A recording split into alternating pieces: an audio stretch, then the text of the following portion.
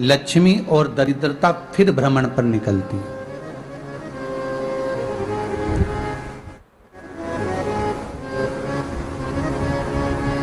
शिव भ्रमण कर कर जब वापिस आ जाते हैं, हिंदू धर्म में पीपल के वृक्ष की जो गणना वराह पुराण में करी गई है, 4 बजे से 7 बजे तक शिव के भ्रमण का समय बताया है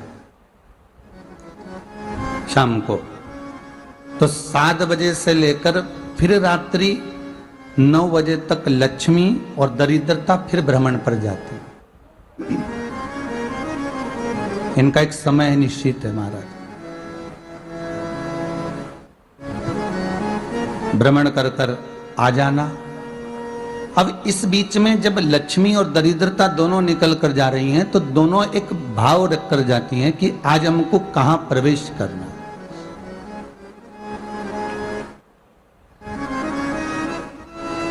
आज हमें किस जगह पर प्रवेश करना है, आज हमें कहां पहुंचना है, आज हमें किस जगह जाना है। और जिस नगर में जिस मार्ग से लक्ष्मी और दरिद्रता निकल कर जाती है, ये दोनों का जब निकलना होता है, इनको स्थान दिया गया जहां पर स्वच्छता हो, घर के दरवाजे पर रंगोली डली हुई हो, द्वार पर जल छीटा गया हो। महाराज, उस द्वार पर लक्ष्मी प्रवेश करती है तो दरिद्रता भी जाने लगती है अंदर। जब दरिद्रता अंदर जाने लगती है तो लक्ष्मी उसको रोक देती है। पहले मैं देखकर आती हूं कि तेरे लिए स्थान है कि नहीं है, तू यहां रुक।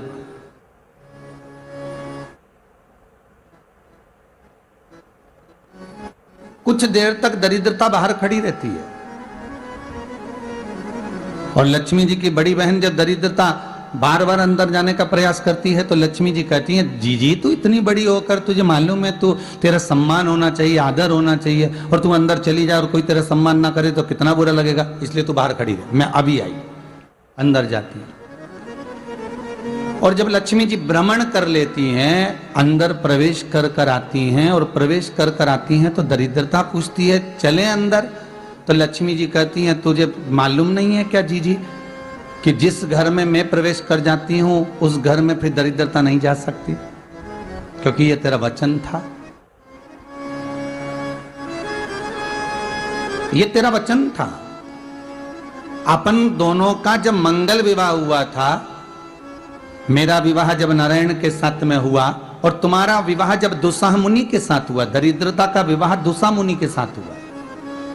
जब अपना दोनों का विवाह हुआ था तो अपन दोनों ने एक वादा करा था कि जिस घर में लक्ष्मी प्रवेश कर जाएगी उस दिन फिर दरिद्रता नहीं जाएगी, और जिस घर में दरिद्रता प्रवेश कर जाएगी उस घर में फिर लक्ष्मी नहीं जाएगी।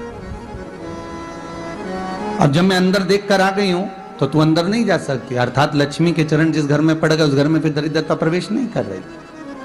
चलते चलते फिर दरिद्रता ने देखा और लक्ष्मी जी इसको लेकर गई और लक्ष्मी जी ने देखा कि इसके दरवाजे पर जल नहीं छीटा गया, इसके दरवाजे पर ना रंगोली डली है, इसका द्वार साफ नहीं हुआ, इसके द्वार पर दीप नहीं है, इसके द्वार पर कलश नहीं है, इसके दरवाजे पर ढेर सारा कचरा पड़ा हुआ है, कोई स्वान कोई कुत्ता गंदगी भी कर कर चला गया है, कहीं बिल्ली ने गंदगी कर रखी है, कहीं जीवों ने कुछ गंदा गिरा रखा है। तो फिर लक्ष्मी जी कहती है, जी अब मैं होकर आ गई थी ना, अब तू जा, तू होकर आ। और दरिद्रता प्रवेश करती है। तो अंदर जाकर क्या देखती है दरिद्रता कि इतनी सवेरे से मैं घूमने इनके दरवाजे पर आई और ये तो सब चादर तान के चकाचक गुर्राटा भर भर कर सो रहे हैं। तो दरिद्रता कह देती है, तुम्हारा भाग्य ही बेकार है, तुम्हें क्या करूं, तुम ऐसे ही सोते रहो। और दरिद्रता गुस्से में बाहर निकल कर आती है, लक्ष्मी से कहती है, लक्ष्मी तू इसके घर में जाना ही मत ही। तो दरिद्रता को कहती है, जी तेरी बात नहीं मानूंगी क्या मैं? लक्ष्मी जी बोली, मैं तेरी बात नहीं मानूंगी, बिल्कुल नहीं जाऊंगी इसके घर में, तू चिंता मत कर, चल आगे चल। फिर आगे बढ़े। ये लक्ष्मी और दरिद्रता का प्रवेश। आपके घर का द्वार, आपके घर का दरवाजा। फिर निवेदन करूंगा एक बहुत सुंदर बात, हमें महाराष्ट्र से सीखना चाहिए, हमें साउथ से सीखना चाहिए, दक्षिण से। जिस समय पर भक्ति देवी यमुना जी के घाट पर रो रही थी अपने पुत्र ज्ञान और वैराग्य को गोदी में लेकर, समय देवऋषि नारद ने प्रश्न किया था कि तुम कहां पर पोषित हुई हो, तुम्हें ऊर्जा कहां से प्राप्त हुई? तो कहा मैं गुजरात से तो चली हूं।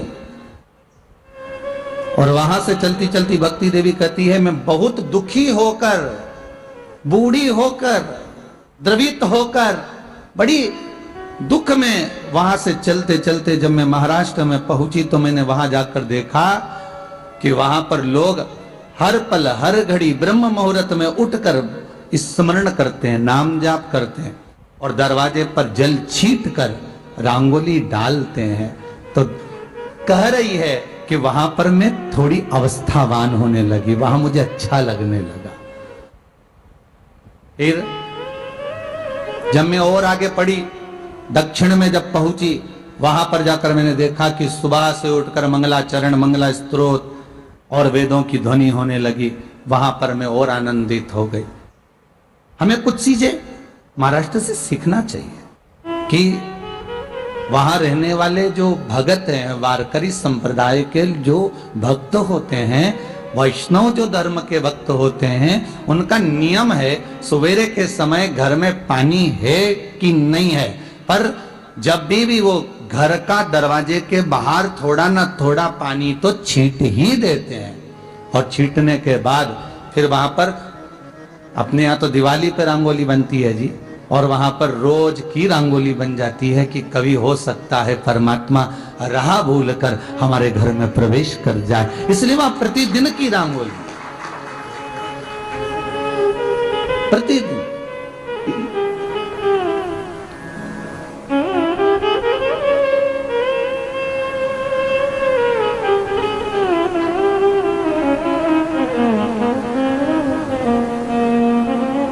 हमें सीखना चाहिए थोड़ा सा।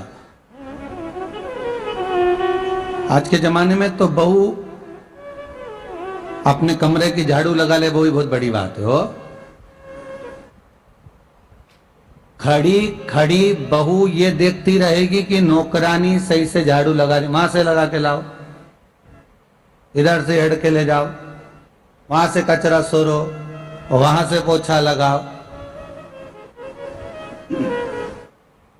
खड़ी रहेगी, उंगली से बताती रहेगी, पर इतना नहीं बनेगा कि सेविका से, नौकरानी से, दासी से कह दे कि तू मम्मी पापा के कमरे की लगा ले, मैं मेरे कमरे की लगा लूंगी, तू जा उधर।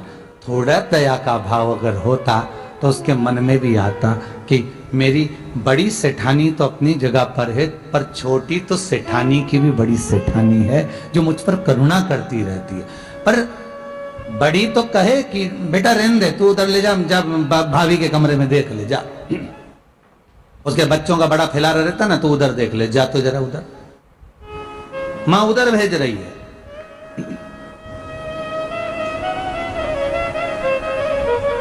थोड़ा सेवा का भाव हमारे भीतर। और एक निवेदन तो हमेशा करा है और अब आज भी करता हूं, पूरे घर की